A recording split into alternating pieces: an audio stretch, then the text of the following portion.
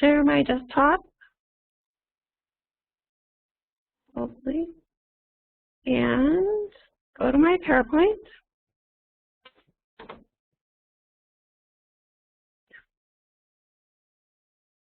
Okay, so we're talking about bringing the library to the students, which we've been working on the Embedded Librarian project for about a year and a half or so, I think. So we're going to move on here, hopefully.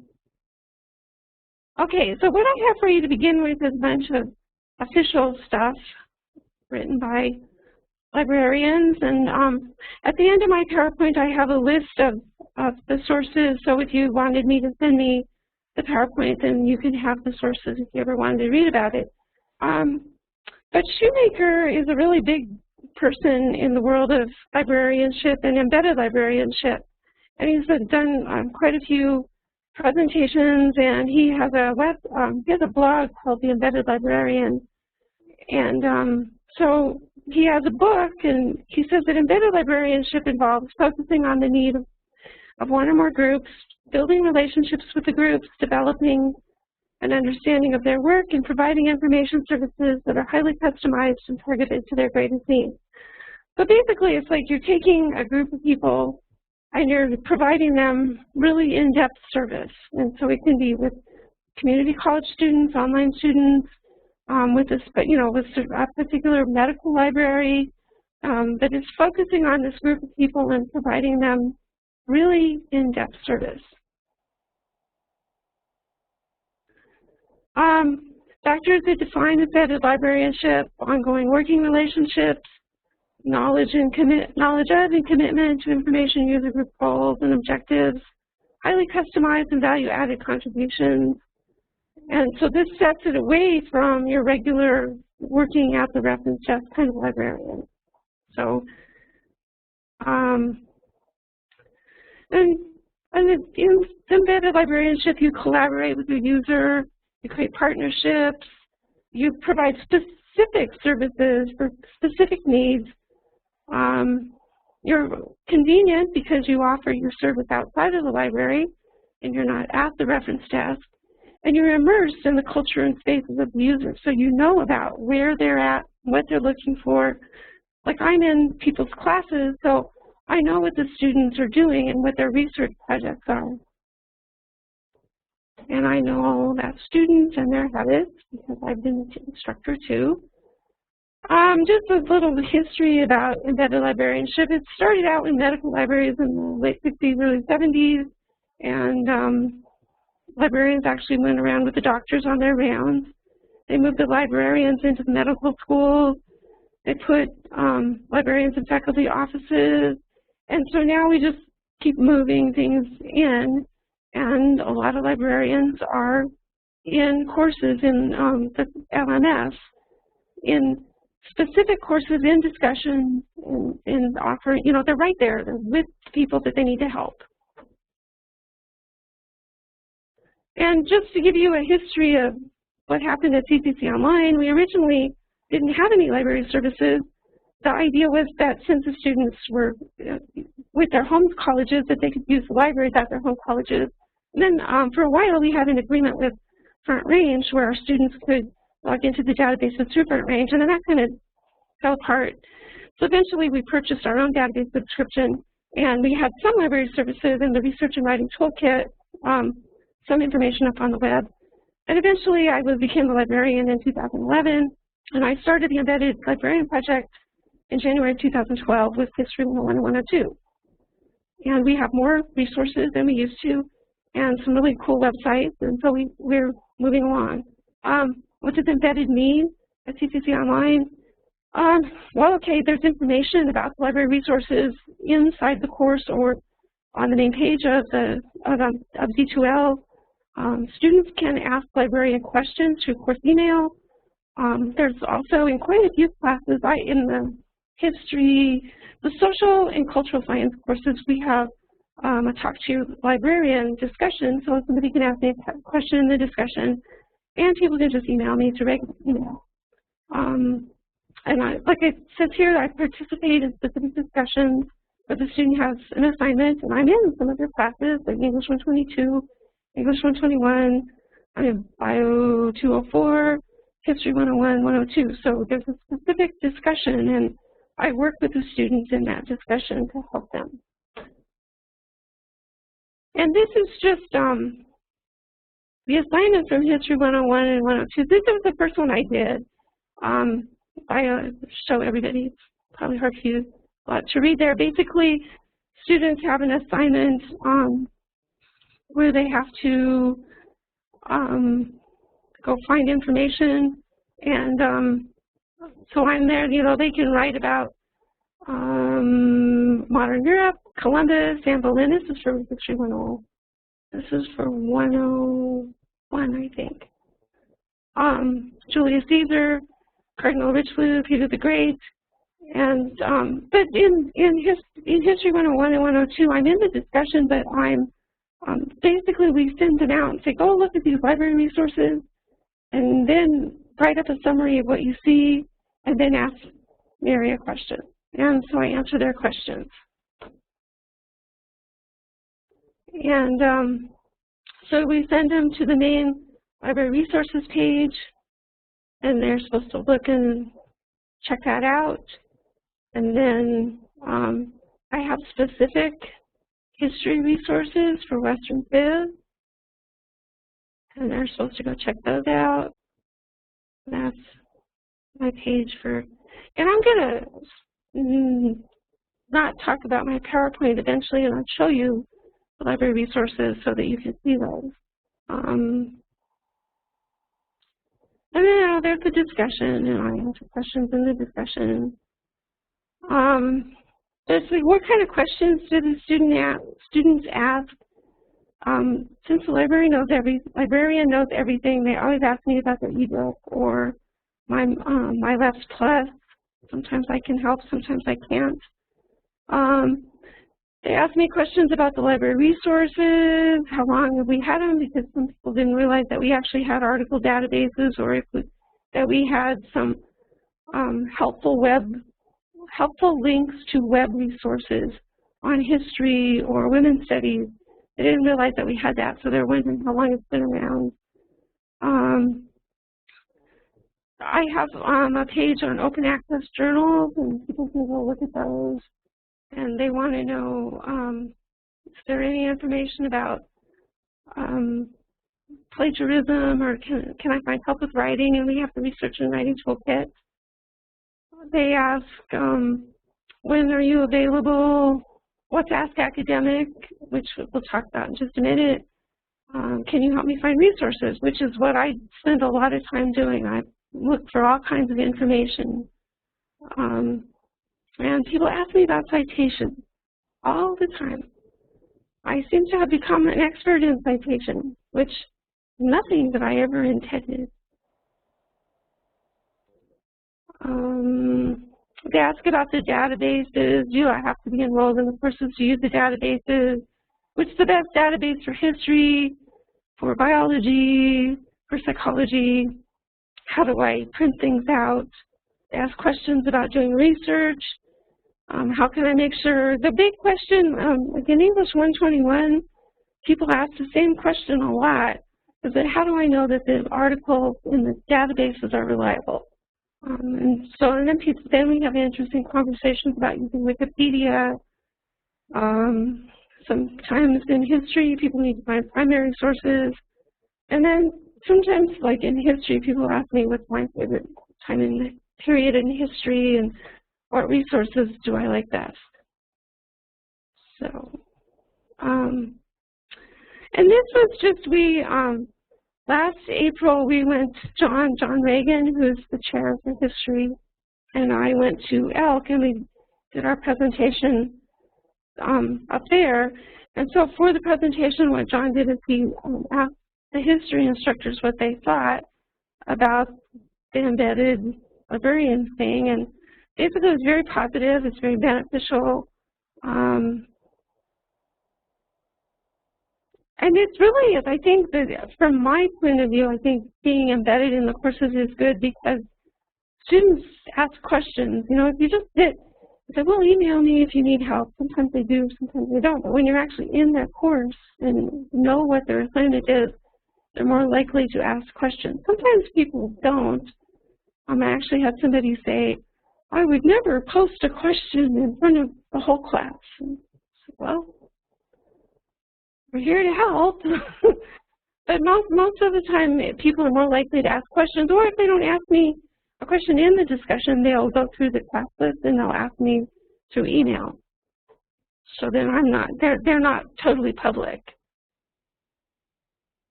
The other projects that I have going on is the Talk to Librarian discussion in the Cultural and Social Sciences. I'm in English 121. We have a literary analysis discussion. There's English 122. We do human trafficking. Bio 204 is mostly just what are the library resources and what library resources will be helpful for Bio 204. POS 205 is international relations, and so I help them find information about their country, and I help them with their annotated bibliography. Women's studies, I have an open discussion and help them when they need to find information about one of their assignments. Sometimes they look for goddesses, or they look for well-known women in ancient Greece or ancient Egypt, and they also do an assignment on cultural and historical things to do with women in Asia or Africa or countries like that, India. Humanities 122, I help them find sources for specific assignments. Take that right. And I'm also in Astronomy 101, 102, Science 155 and 156, and Geology 111. And it's an open Talk to Librarian, and I just did that since last summer, and it's been a pretty good place for people to ask questions. They had some interesting questions. And then just with my PowerPoint, just to sum it up, we have library resources available for the students and for you. The databases, we're working on getting some on demand. We should have that hopefully by the time the next semester starts. There's the embedded librarian. I have a virtual chat, which I'll show you, which, well, I do a chat. I have an FAQ, and students can ask me through the FAQ questions, or they can just email me. And we have Ask Academic, which I'm going to show you in just a minute. And I also refer the students to their home colleges and the libraries there, because we don't have the resources that we need, that would be needed to do interlibrary loan, and plus they don't have any books. So if somebody wants a book through interlibrary loan, or even just to check a book out from their own library, or to get articles through interlibrary loan, they have to go back to their home college library. So I have to refer them there. So let me see. I'm going to ask, does anybody have any questions? And I'm going to stop sharing just for a minute. I love computers. Okay, there we go. Stop sharing. Anybody have any questions so far? Mary, you guys, so you can put your questions into the Q&A panel there, or if you'd like to use your microphone, you can raise your hand and we will unmute you.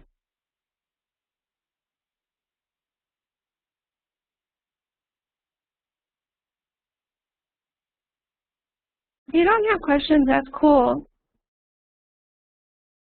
I always zip through everything. Questions aren't required. Yeah.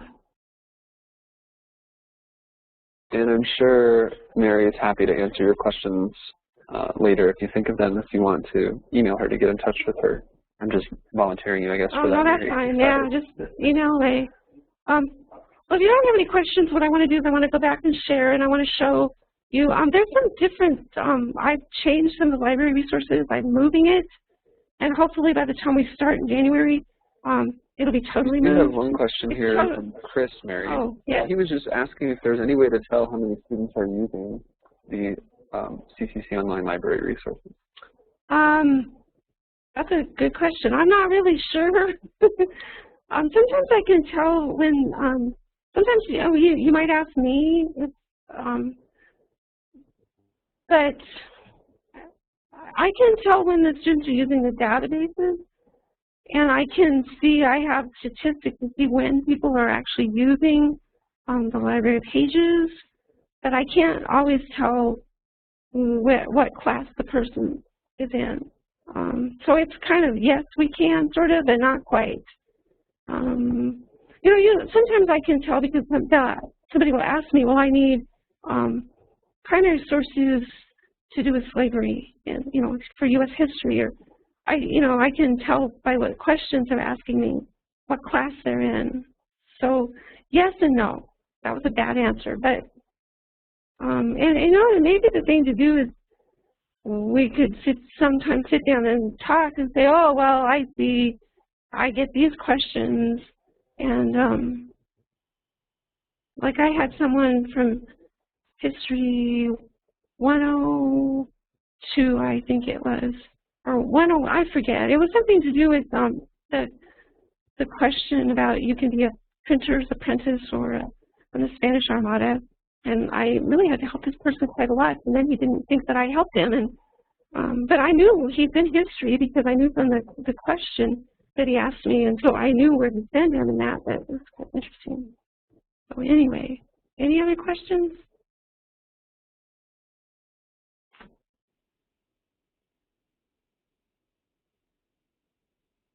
Do we have any other ones in the Q&A panel at this time, Mary? Okay, well, I'm going to share again, and I'm going to show you my library resources. Oh, wait, we got one more from Chris. Oh. Sorry. Oh, wait, I got to come back. Oh, it's okay. You can stay there. Okay. Chris's question was... It was probably his student. Yeah. He just asked for suggestions on methods to help convince students to use the library resources instead of just using things like Google. I can't figure that one out because you know and I know that the library is, the article databases are the places to go, especially, if you're in more advanced courses. I think about when I was in college, I hung out in journals when I was a psychology major or when I was working on my master's degree in English. That's where I lived, was in a journal. So we know that those are the better places to be, but sometimes it's really hard to convince them. And I've gotten in conversations with students in the discussions where it's hard to use the databases. They're not easy, and they don't give up information really easily either, and they just would rather, it's so easy to go to Google, but they just don't see. And so all I can say is that you just have to keep talking to them. And when you grade papers, if they have primary sources, grade them down to their sources and suggest that, that paper would have turned out a lot better if they would have used something from the databases or something from an EDU site on history. Sometimes you just have to kind of bug them. It's really, I think it's just chipping it down because they really do think, I'm totally with you. I teach English 122, and this time I actually made my students have 2 articles from the databases as part of their sources, and I have reminded them, I don't know how many times I've said that. Well, I'm glad they had to do the assignment in English, because they have that article database assignment in English 122. I'm glad they had to do that since we're forced to use. I didn't. So anyway, I wanted to show you this.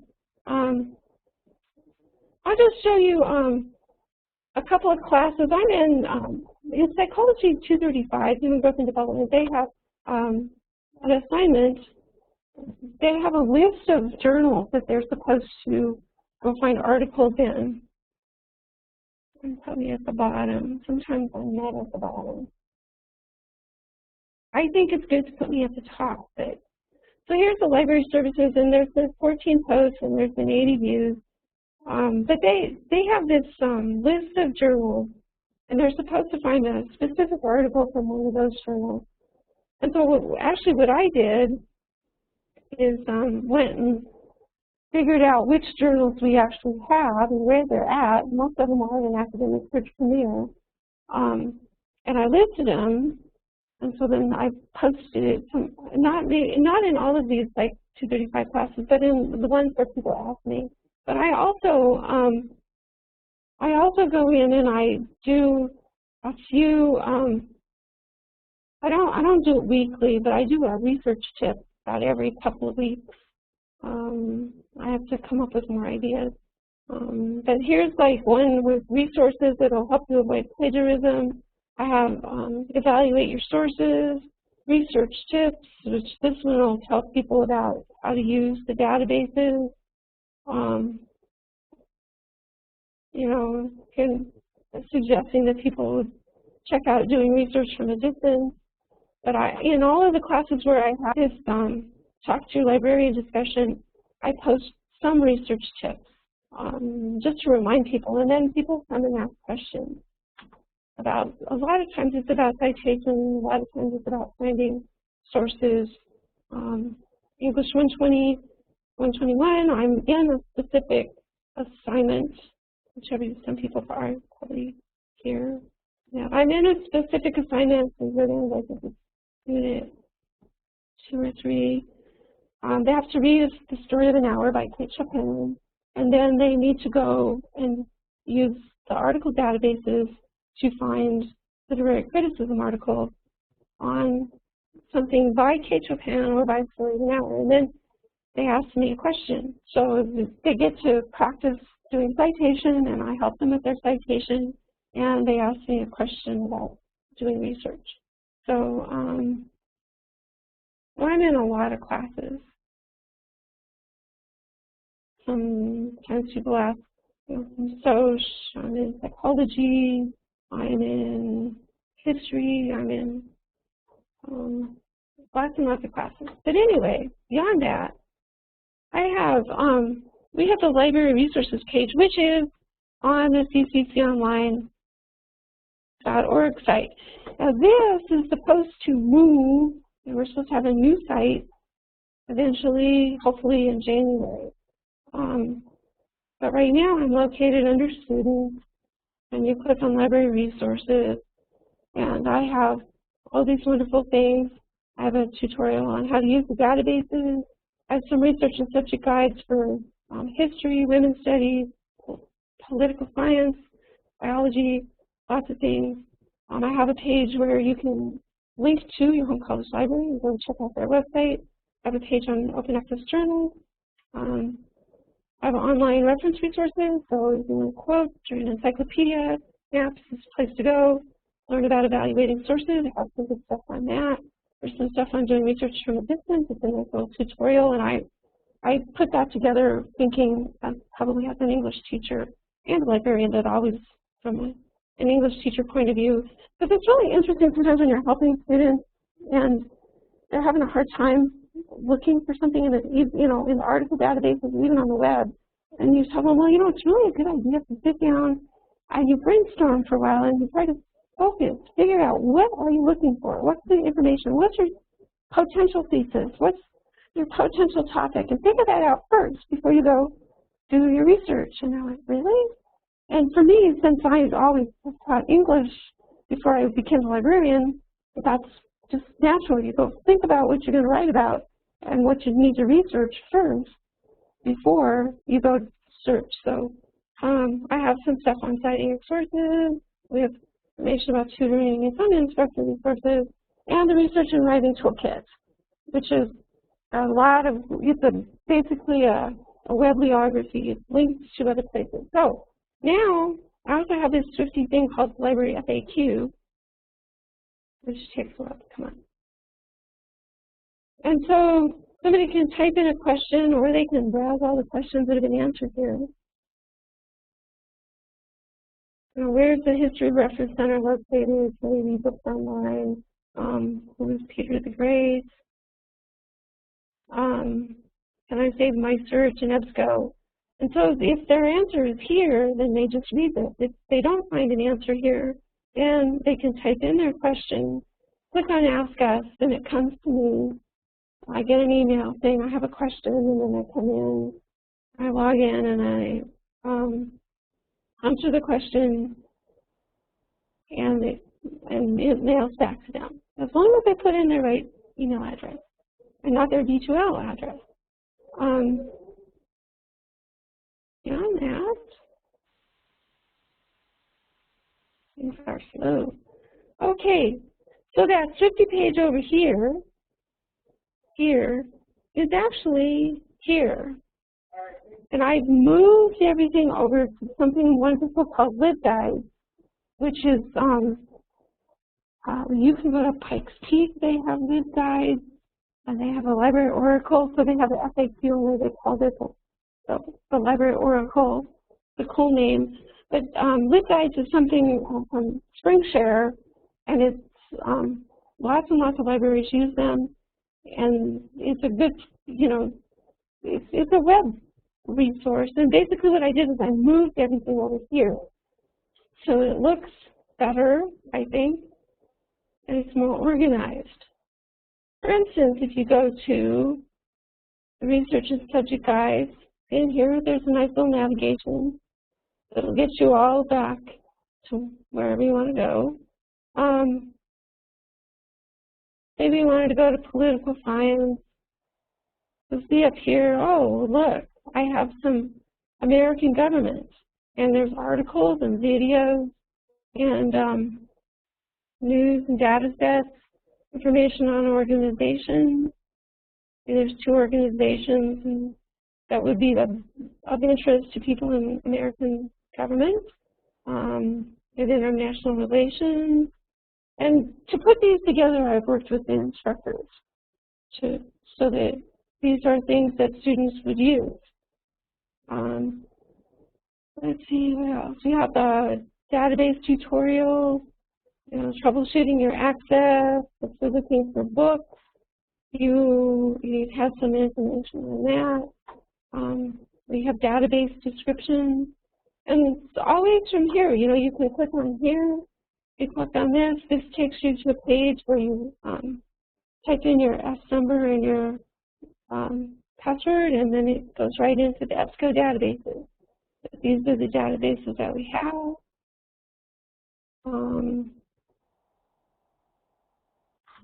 Online reference resources. You need just thesaurus, you need glossary, you need government information. You can go here, Colorado government, CIA, Factbook, World Factbook. And so there's just lots and lots of information here. Here's my little tutorial, doing research from a distance, start off with a plan, identify and develop your topic, develop research strategy. We have information on tutoring help. The whole list of the different writing centers or tutoring centers where people can go, little information on Turnitin. The Research and Writing Toolkit has been around for a very long time. Alice Bedard Voorhees is the person who created it to begin with. And so we have some information on academic integrity and plagiarism. There's a link to our policy, information on plagiarism. There's the Plagiarism Carol video, which is really funny because it's from Norway. They're a little different than we are with librarians, but there's just back here you can go back to the main page. Help with doing research, help with doing writing, and this again is a bibliography. So if you need help on the writing process and you want to know about planning, well, here you can go to CSU and learn about audience, or you can learn about purpose at CSU. They have a really good website. Things to do with invention. So those are all there.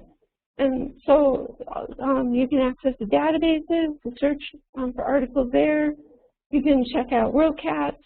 I usually tell students that if they're looking for a book, they can check WorldCat to see if the book actually exists, and then usually they can find out if it's available locally or not, and then they would go to their home college library and put in a request for interlibrary loan. And I always tell them that it's always a good idea to check the card catalog at their library to make sure, see if they have it, because sometimes what shows up on WorldCat, if it's from one of the smaller schools, it may not show up, and so the college may have the book, but it won't show up on WorldCat. And again, we're supposed to have films on demand, so eventually, hopefully, once the semester starts next time, there'll be a link here that'll go to Films on Demand, and students will be able to look at videos. You can send them there. They're going to be working with the instructional designers to incorporate video and parts of video into the courses from there. So that's something coming up. I think that's all. So I know we're supposed to go to I'll stop sharing. Sandra had a question about how the LibGuide is different than a regular library website. It's really not any different. It's the idea is that it's hosted on Spring Fair servers, and it's very easy to give someone access. So like if you went up to UNC, because my daughters go to UNC. You can go to their website, and then they have research and subject guides that are built in LibGuides, and so it's really easy to get any of the librarians access to LibGuides, and it's very, very easy to use, so you don't have to know code or a lot of that stuff. So it's not really different. It's just it's an easy way. A more simple way to present a website and to build a website is really, that's a good answer. I mean, it's just the same thing. It's just, it was created, and with the LibGuide you get the FAQ, and actually they have, if you want to spend a lot more money, they have like a content management system, and there's a bunch of, it does a lot of stuff. And they have a chat, which Pikes Peak uses the chat, and since there's only one of me, I don't use the chat because there's not enough of me to go around.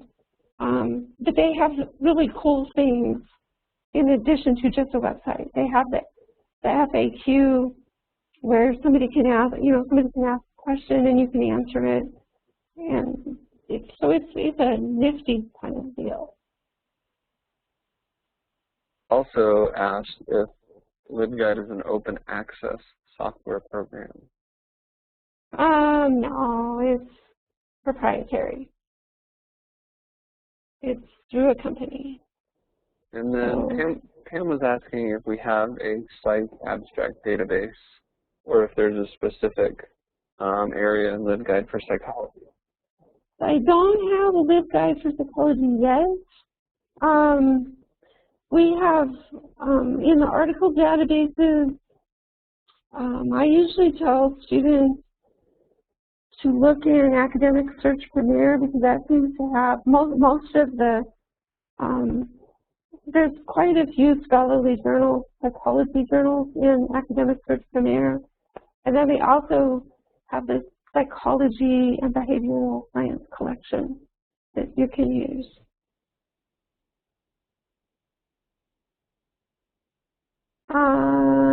You need to use you're asking Dina to log on. Oh, you need to use the databases. Is that what you're asking?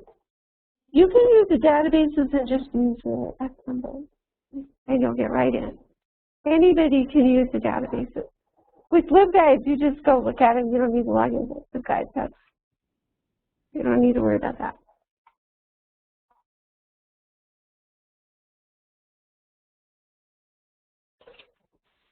Great. Well, if anybody else has any other questions, go ahead and put them in that Q&A panel. Or again, you can click on that hand raise button if you'd like us to unmute you. If there's anything that you want to say over your microphone, if that's easier for you than typing.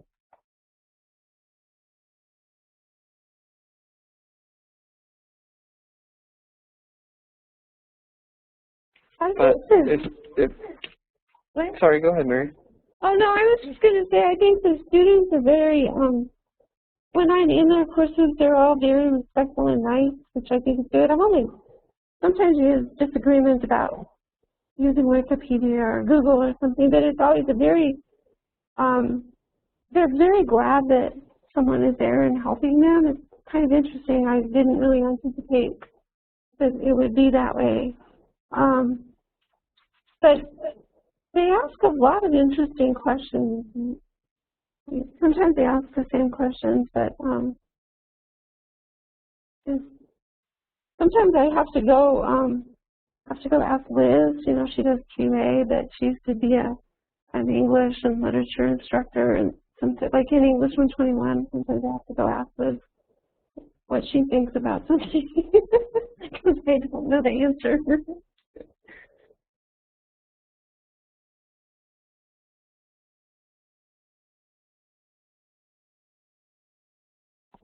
Any other questions? Yeah, if that's everything you have, Mary. Mary and I will hang out here for a couple minutes just as you all leave. If you need to take off, you can do that. And if you want to stick around, if you think of any other questions, we'll hang out here until you all are gone. But thanks very much for doing that, Mary. That was really helpful, and I'm sure that everybody got a lot out of that. Oh, thanks for coming, everybody. Chris just asked here if there were any future plans to add more databases for students to use. Not right yet. And some of it is, I know in Tracy, who's the AD for his social and cultural science, wanting JSTOR, and so there was one other student who's looking for. So I know there's some wants. So we sometimes have to, if you want something specific, talk to your chair or your AD, and then they can bring that forward. Because then we have to go see if there's money.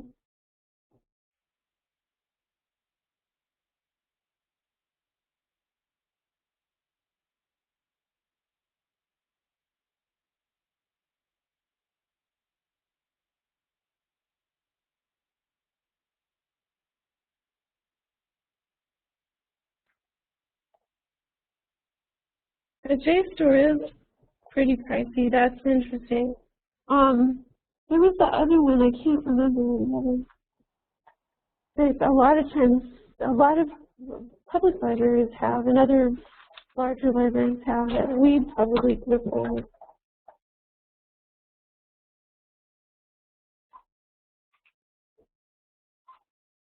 The JSTOR is expensive.